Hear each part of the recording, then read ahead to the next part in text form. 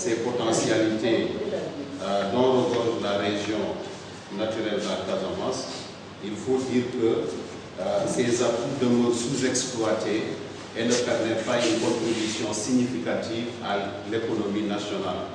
En effet, la région fait face à différentes contraintes qui sont entre autres liées à la faiblesse du niveau d'investissement, la dégradation des ressources naturelles, notamment avec le phénomène de la salinisation, l'acidification, l'érosion, l'ensablement, la déforestation, le dépérissement des ressources halieutiques, entre autres.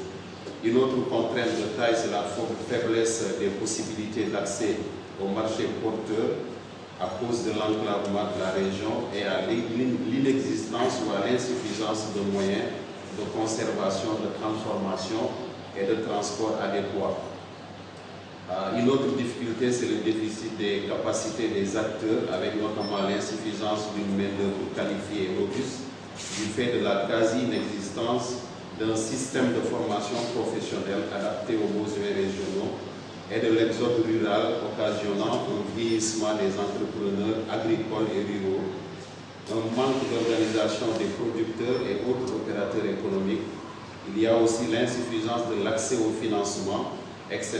Par ailleurs, la situation également du conflit qui est vieux aujourd'hui d'une trentaine d'années vient exacerber ces nombreux problèmes que j'ai soulignés tantôt, accentuant de fait la dégradation du tissu socio-économique de la région naturelle de la Casamance.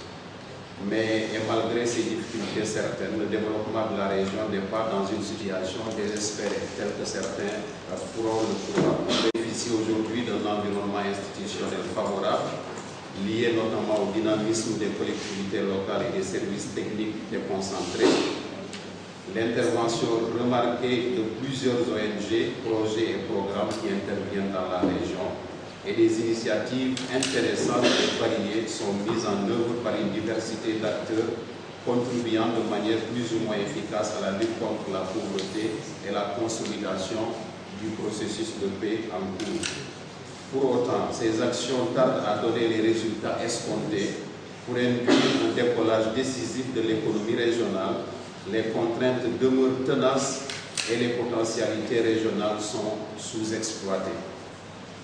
C'est en cela que se justifie l'organisation d'un forum économique qui sera une rencontre d'échange entre opérateurs économiques, les structures financières décentralisées et puis les partenaires techniques financiers.